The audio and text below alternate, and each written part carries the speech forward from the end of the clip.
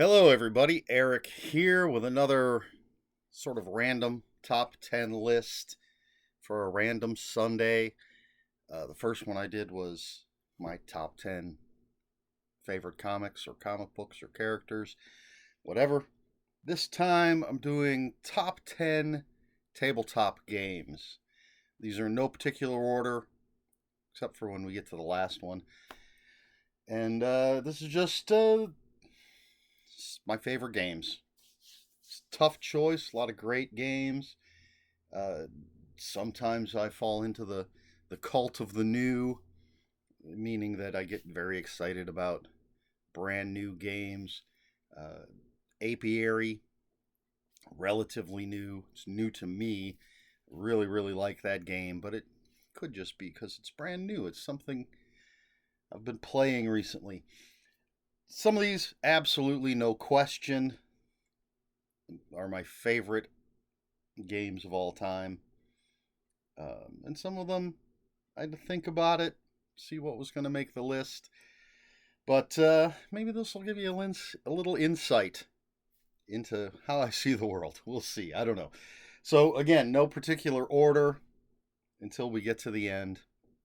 And they're all stacked up over here. You're going to have to watch me reach for things. Hopefully, I won't drop anything. Some of these are kind of heavy. But let's get started with this. And this is Star Wars Villainous, but Villainous is the game system. It started with Disney, and you play as different villains, and every villain has their own goal. You have a board in front of you. You're going to be moving around that board trying to meet the requirements you need to win. Other players are doing the same thing on their own board, but you can mess with the other players. There's a thing called a fate deck, and you can send things. If you play the fate action, you can send things that are going to mess up the other players. They can do the same to you. So as I said, it started with Disney, and there's tons and tons of expansions for the Disney game. Then they came out with Marvel, which was okay. And now there's Star Wars. There's this one, and there's one expansion that I don't have yet. But in this, you can play as either Darth Vader, General Grievous, Asajj Ventress, Moff Gideon, or Kylo Ren. And the next one has Boba Fett and a couple other, Cad Bane and Seventh Sister, I believe.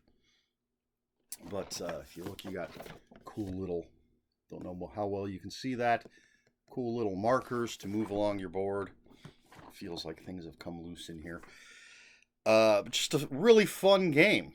Get to play as a cool villain, and you have, as I said, different goals. This adds spaceships, and you just move around your little board, taking different actions, playing cards, trying to achieve your goal.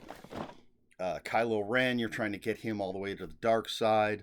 Moff Gideon, you're trying to capture Baby Yoda, Grogu, and I like to think torture him. General Grievous is trying to collect lightsabers. It's all sorts of different things. It's a great game system. The Disney one is fun if you're a fan of Disney characters. All I have is this and the original Disney set, which has Maleficent, Jafar, Captain Hook, Prince John, Ursula, and I feel like I'm forgetting somebody. But anyway, Villainous, and especially Star Wars Villainous, big fan. I feel like I need to open this up and see why. I had this in no, it looks like it's okay. I had this in a bag, and it upset things because it wasn't sitting right. Oh, look at that. The cards are a mess. That's why it feels so out of place.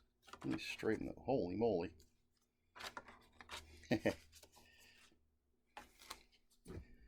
Oh, goodness.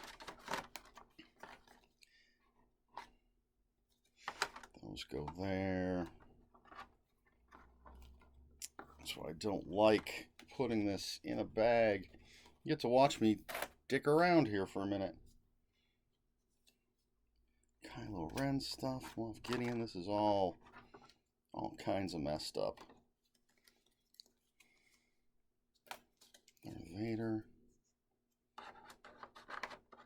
There's some Moff Gideon. Just trying to... I don't know if that's how it goes. And then those fit in there. Here's the board. I'll show you what it looks like since I got this open. You can just move your player along and you get to take these symbols or different actions you can take. Alright. At least now it'll fit. The lid will fit properly. There we go. I feel better about that. Alright, let's move on. Reach all the way over here. This is Mansions of Madness, 2nd edition. It's an Arkham horror game. There's the back of it. So Mansions of Madness, the original version, was a one versus many. The majority of people played investigators going into this mansion. The one player set up the mansion, made all the choices, played all the bad guys and the monsters and stuff. 2nd edition is app-driven, and so you pick a scenario, the app will tell you which tiles to set out to start, and then there's little tokens that you can interact with, and as you move through doorways, the app will tell you what tiles to add to build out the mansion, what monsters you might put down. There's puzzles, such as fixing a circuit or figuring out a combination, and you're going to fight different monsters. You can see the investigators down there, and I think there's a monster right there. So, and there's definitely monsters on the board there. Looks like a Cthulhu. So you're wandering around, and even if you play the same scenario over and over, the app is going to mix it up a little bit so it's not the same every time. And it's great, atmospheric. You don't know what you're going to run into. You don't know what the puzzles or the solutions are going to be. And you're playing the usual cast of Arkham Horror Fantasy Flight characters. This is from Fantasy Flight. But you do have to have the app to play it. But it's a great horror game. One of my favorite horror games. And just really fun. And just the villainous, just so we know, I believe, yes, it's from Ravensburger. And it's available at Target. Alright, here is a new one, but I love it. Big heavy box. Marvel Zombies, a zombicide game. In this, you are playing as zombified heroes. So it's not for everybody. You are eating people. Let's show you the back there. Bunch of different scenarios, bunch of different zombies in here, and I have a box with a ton of other zombies in it. So you're playing as zombie heroes, you have different scenarios, you lay out the tiles, tells you what your goals are. You have a certain number of actions and some special abilities, and you're moving through the tiles, through the city or through a building, and fighting shield agents, essentially, and looking for bystanders, but you're eating them. You have a hunger meter. The higher it goes, the stronger you get, but if it hits the top, then you go into like a feeding frenzy where all you can do is move and eat. And then once you've eaten, you calm back down a little bit. But if you get the X-Men Resistance version, then you can play as heroes fighting against the zombies. And again, tons of different scenarios. Zombicide has a bunch of different versions. The original, sort of just a generic zombie game. Then there's one set in a fantasy realm, science fiction, Old West. There's a Night of the Living Dead one. There's tons and tons of different little expansions you can get with like supernatural DC characters, and there is a DC version of this coming out. Um, all sorts of different things you can get to add to it. But I'm a big fan of the Marvel Zombies comics. I mean, look at the quilt behind me, and I was very excited to be able to play as zombified heroes. Again, some people don't like that theme, but since I identify with monsters, I really dig it. So Marvel Zombies, a zombicide game. It also, I think, streamlines a lot of the rules. I haven't played the other versions, but I've watched tons of videos on them, and I've heard that this streamlines the rules. It's easy to learn, difficult to win, I think is how people would put it. It's not complicated as far as the rule set goes. You have your actions, and then the zombies take their actions, or rather, the humans take their actions in this version, and you just keep going till you either win or lose. Marvel Zombies. All right. Then, now this is the newest version of this particular game, but it was the easiest for me to dig out. Essentially, what I'm talking about is Unmatched. Now, this is Unmatched Adventures, Tales to a Maze, which is a cooperative version, but Unmatched is a head-to-head fighting game, and there's tons and tons of content. The original box had King Arthur, Sinbad, Medusa, and Alice from Alice in Wonderland, and they've thrown in, there's a Buffy version, there's 5 sets of Marvel characters, there's Jurassic Park. I have a base set called Cobble and Fog that has Dracula, Sherlock Holmes, Jekyll and Hyde, and the Invisible Man. Basically, you pick a character, and you can pick any character from any set to go up against your opponent's character. You have a board, and you have your figure, and maybe a sidekick or two that goes on the board, and your own personal deck of cards. You take 2 out of 3 actions on your turn. You can maneuver. You can play scheme cards, which are just, you play it, you do what it says, and you're done. You can attack. And again, it's just a head-to-head. You have a health dial. If you knock out your opponent, knock their health down to 0, you win. So you can play Bruce Lee versus Bigfoot, or Ghost Rider versus Bloody Mary.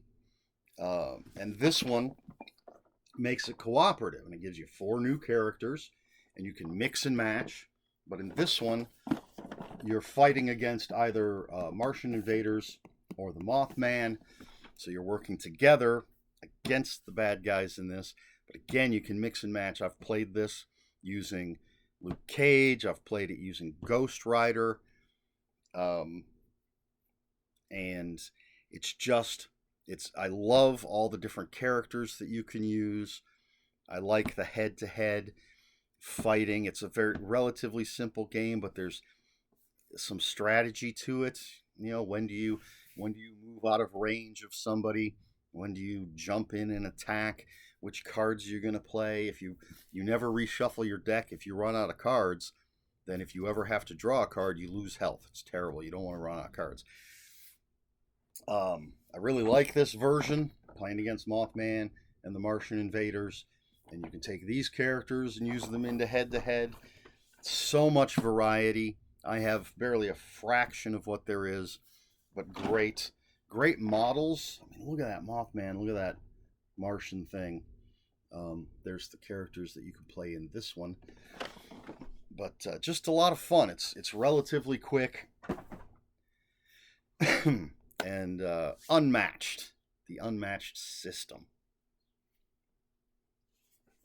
I'm not a gaming expert, so hopefully you'll pardon my sort of rambling discussions of these.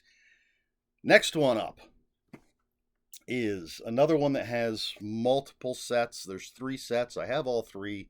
This is the original. This is a cooperative game. I didn't say who the other 2 games were from, who made them, but you know what? I don't think it matters. This is Horrified. Universal Monsters in this original set. The other sets are American Monsters, which is Cryptids. I'm trying to see it. American Monsters. It's Cryptids, and then the newest set is Greek. I don't know exactly what they call it, but it's basically Greek mythology, going up against Medusa, Cerberus, I think the Minotaur, some others. But in this one, let's see, which way does it go? This one, you're going up against the Universal Monsters. You've got the Wolfman, Dracula, Creature from the Black Lagoon, Frankenstein's Monster and the Bride, the Mummy, and the Invisible Man. You're moving around this map.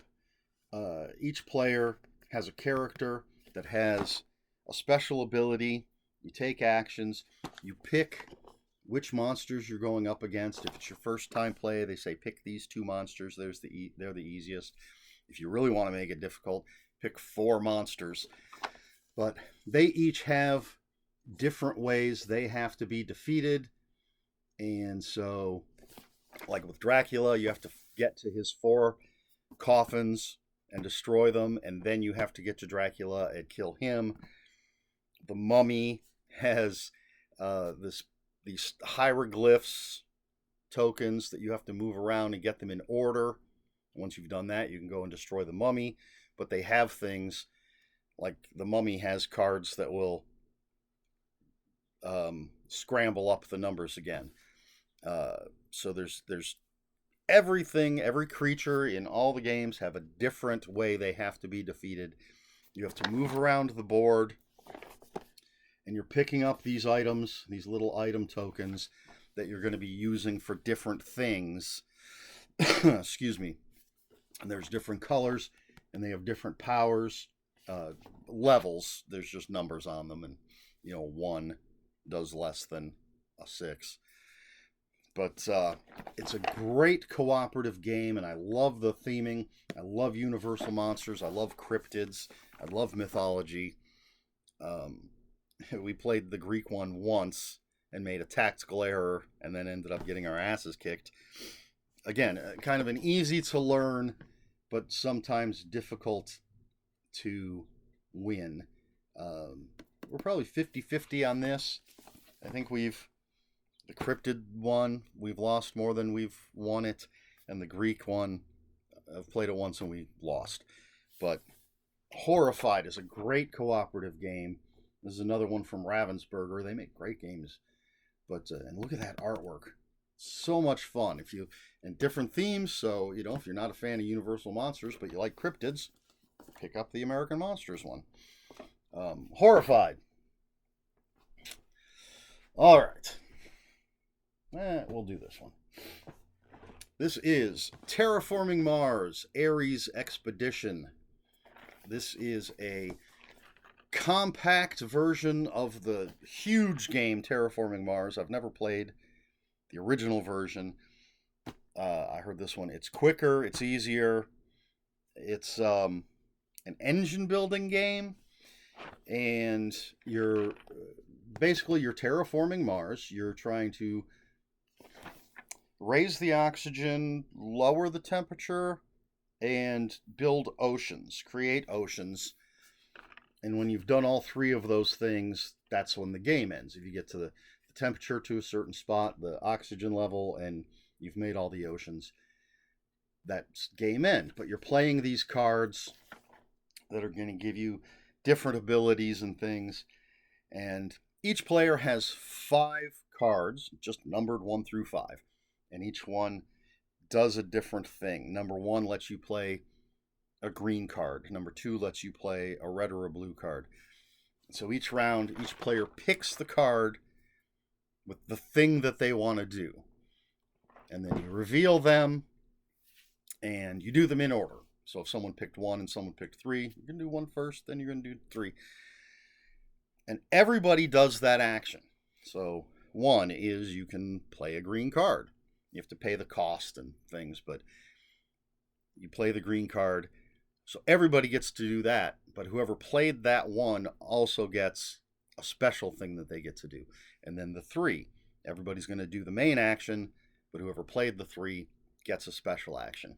And so you're playing out green, red, and blue cards. You're gathering resources so that you can raise the temperature or raise the oxygen, lower the temperature, flip over the ocean tiles, and terraform Mars. Everybody has a faction, so you have a special. Everyone has a different special ability, and it's just a lot of fun. I love it. It's relatively quick. Let's see what it says for time. It says 60 minutes, which, if you know what you're doing, seems about right. It's supposed to be simultaneous play, so each player, if we're again playing a green card, each player can just play their green card at the same time. Although typically we do it just one person at a time to make sure everybody's on the up and up and doing things correctly. So that makes it a little bit longer. But Terraforming Mars Ares Expedition, a really great card game, and don't know what else to say about that. Let's go with this one. Is there something under there? Nope. Okay. This is Star Wars Outer Rim, another Fantasy Flight game. And this is, I believe you would call it a pick up and deliver game. There's the back of it. So you're playing different characters. I always play Dr. Aphra because she's one of my favorite Star Wars characters of all time. But you could be Jyn Erso, Boba Fett, different bounty hunters, different scoundrels. And so you've got the Outer Rim is set up along here with all the different planets. And so you are picking up things to deliver. You're picking up bounties and trying to find the person you have the bounty on. And if you find that person, you can either try to kill them for a smaller reward or capture them and deliver them for a greater reward. It's all about getting points. But you can pick up cargo. It can be legal or illegal. There are different challenges, so you have to roll dice. There are ships flying around, so you might have to fight them. You can attack the other players. You start off with a sort of a generic ship, but you can get bigger and better ships, including the Millennium Falcon. You can add crew. You can upgrade your ship. And let's see. Every planet you go to, you can either grab one of the characters who might either be someone you want a bounty on if you can find them, or someone you can add to your crew. But there's also encounter cards. You flip over and you can just have an encounter, and it'll give you a little scenario, and then you're going to have to roll dice and see if you can succeed. And some of the tests have multiple steps, so you have to succeed at step 1, and then 2 and 3 and 4. Sometimes if you succeed at step 1, you can skip to step 4. So you're just flying around. Oh, I think they still call it Slave 1 in this before the name change. So yeah, you're flying around the galaxy, taking on jobs to get points, and then first to 8 or 10 or whatever is the winner. But I'm a huge fan of Star Wars. I like these characters. I have an expansion that I haven't put in here yet. It gives you different jobs, different characters that you can play, different bounties. It just adds more cards, more characters to the game. It can also give you personal missions that you can do for extra points. And just a lot of fun. You're traveling around the board, picking things up, delivering things, upgrading your ship, upgrading your crew. And there are certain skill sets that you have for these challenges. Your personal character might have 1 or 2, but then when you add crew and things, it's going to give you extra skill sets. So it's going to be easier to finish tasks when you roll the dice. You'll have more successes, hopefully. Just a lot of fun. Great pick up and deliver, fun Star Wars game. All right, we're getting towards the end here. Next up, we have Western Legends, which is the closest thing to a sandbox game that I have. There's the back of it. So it's the Old West, and you just want to get the most points. Depending on how long you want the game to be, you have this little stopwatch token. You put on the board. For the shortest game, it's like 10 points. Medium length game, you put it at 15. Long game, you put it at 20. Something like that. But you get a character who's going to have a special ability, and you're just moving around the board, basically doing whatever you want to get these legendary points to win the game. You can be a marshal, or on the marshal track, you're basically a good guy. You can be on the wanted track if you're a bad guy. But you can just go into town and play poker. You can mine for gold. You can be a cattle wrangler or rustler. Wrangler if you're a good guy, rustler if you're a bad guy. You can fight bandits. You can have gunfights with the other players. You can rob the bank. You can, I'm sure there's stuff I'm forgetting, but you could just concentrate on mining for gold. If you do that, though, chances are someone's going to rob you, because if you're good at the gold mining, you can rack up the points pretty quickly. You can get supplies that help you with things. You can get weapons that'll help you whenever you have a gunfight. You can get horses, which help you move quicker. You can move 4 spaces instead of 2. Playing poker, you can gunfights. You're using your poker cards, but you can just go into town and play Texas Hold'em. And you're either going to play against the game, or if other people are in town, everybody can play. And you move up. If you're wanted, you can move up the wanted track, which gives you bonuses. If you're a good guy, you move up the marshal track, which is going to give you bonuses. I feel like I'm forgetting something, but it's just a great sandbox Old West game. There's no track you have to follow. You can rack up points any way you want. If you just want to be a bad guy and keep trying to rob the other players, you have to have a gunfight. But if you get caught by the sheriff, you go to jail and you lose everything.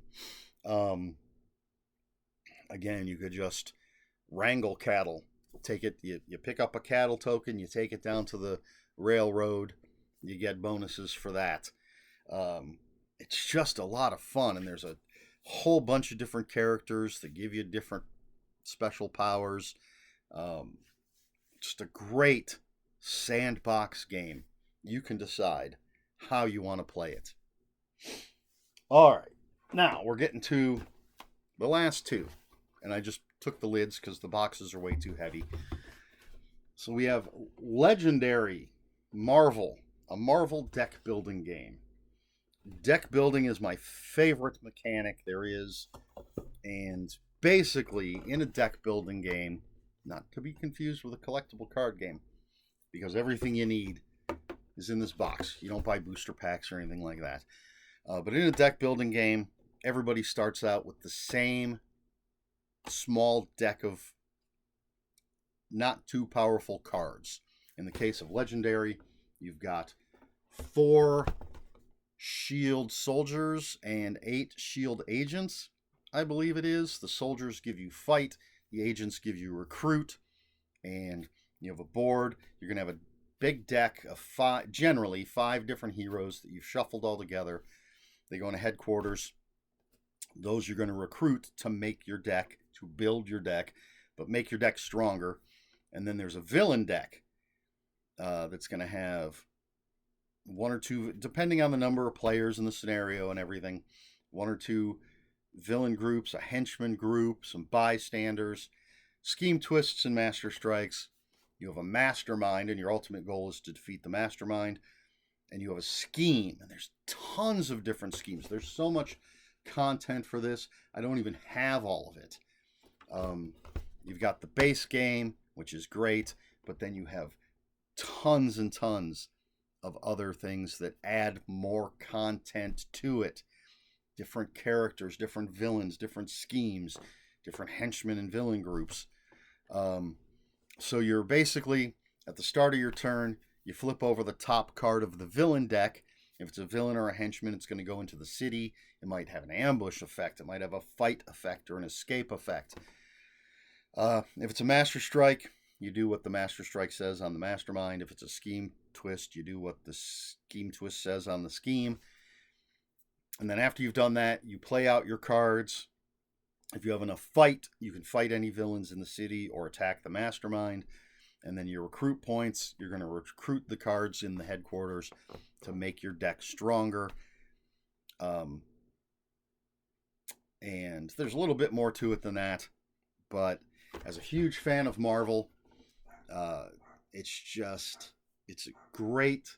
There's, as I said, there's so many characters. The most recent one that I've gotten is Midnight Suns, which added a second iteration of Blade, a second iteration of Elsa Bloodstone, but also Wong, Werewolf by Night, and Morbius. Very excited for that. It's a very, the sort of darker corners, monster-centric thing. But there's tons of Spider characters and Guardians of the Galaxy and Fantastic Four.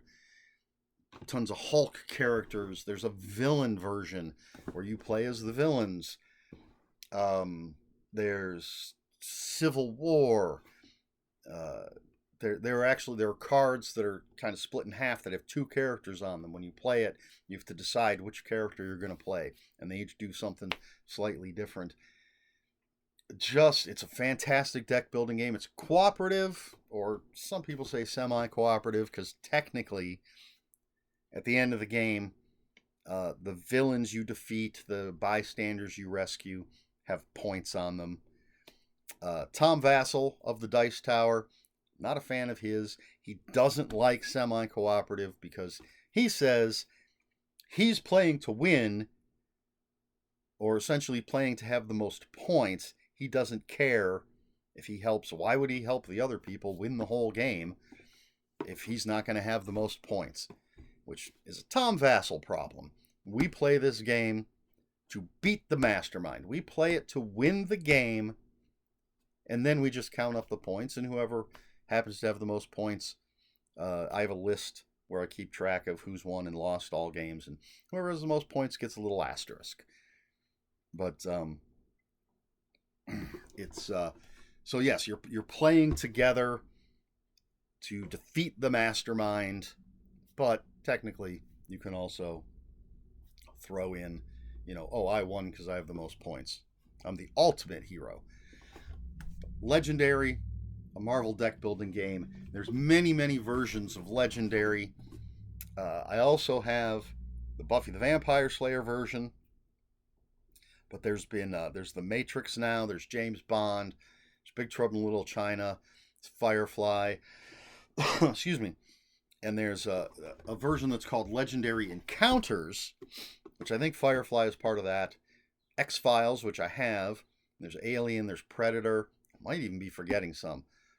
But the Encounters one, when you play a card from the villain deck, you have to play it face down, so you don't know what it is. And you have to spend some of your fight to scan that card, to flip it over and see what it is. And as the cards move through the city, or whatever it happens to be in that version of the game, instead of escaping, they go into this section where they will then attack you, and you can take wounds. And in the Alien game, if you're playing the slightly more advanced version, if you get a face hugger, you can end up with a chest burster, and then you're dead, and you can start playing as the aliens against the other players. And you can mix and match. You can play Alien versus Predator. I really like the X-Files version a lot. Excuse me. But so Legendary, a Marvel deck building game. This is the original version. Really, really enjoy that game. Excuse me. I'm getting a little dry, so I'm going to take a drink. And then finally, this is my number one game. It's my favorite game. Again, I just have the lid because the game itself is way too heavy. This is another deck building game, and this is DC Deck Building Game. This one is not cooperative, although there are cooperative expansions for it. But DC deck building mechanics are the same. Everybody starts with 3 vulnerabilities, 7 punches. But there's a lineup of cards that you can add to your deck to make your deck stronger. But you are, in the typical game, there's a stack of supervillains that you are trying to defeat. Once there's 2 ways for the game to end. Once the last supervillain is gone, the game ends. Add up your points. Whoever has the most points is the winner. Or there's a huge deck of cards, the ones that you're buying to add to your deck. If you ever need to refill the row of cards that are available and there's nothing left in the deck to refill, then the game ends. Again, you count up your points. So this game, I think it's the first deck building game I ever played. And even though when it comes to comic books, I prefer Marvel to DC, I actually prefer this game. One, I really, really, really love the art in the DC deck building game. There's some great art in Legendary. Not the greatest in the earliest versions of it, but it's gotten better, it's improved. But as I said, with Legendary, you're picking generally 5 heroes to make the deck of cards. So you only have 5 different heroes. In Legendary, in DC deck building, you have this huge deck of cards that includes heroes, villains, equipment, locations, superpowers, and some cards there's 2 or 3 copies of that card. The strongest cards there's only 1 copy. Cards like Suicide Squad, there's 6 copies, because the more you have at the end of the game, the more points they're worth.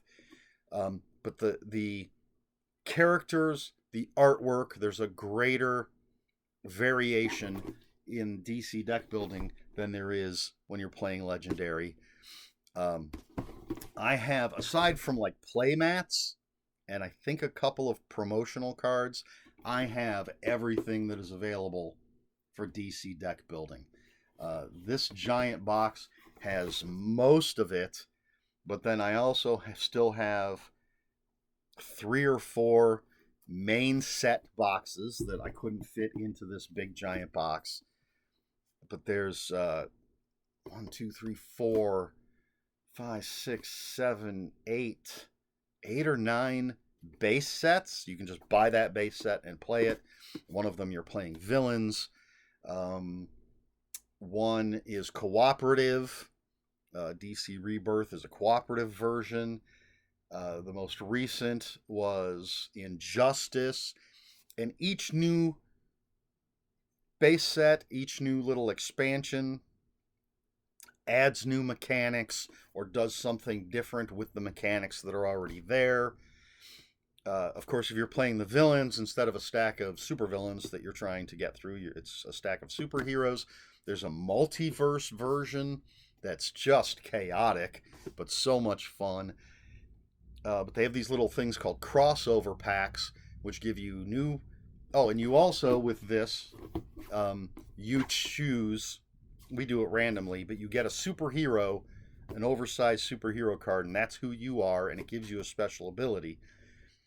So the crossover packs, which are these little packs that give you new superheroes or villains, depending on which one you have, that you get to be with new powers, a new stack of supervillain or superhero cards that you have to get through, and then depending, like 20 to 30 new just deck cards that you add to the deck. And again, they introduce different mechanics. There's a Watchmen crossover pack that I believe adds like a trader type of element to it. Um, there's Batman Ninja and the supervillains.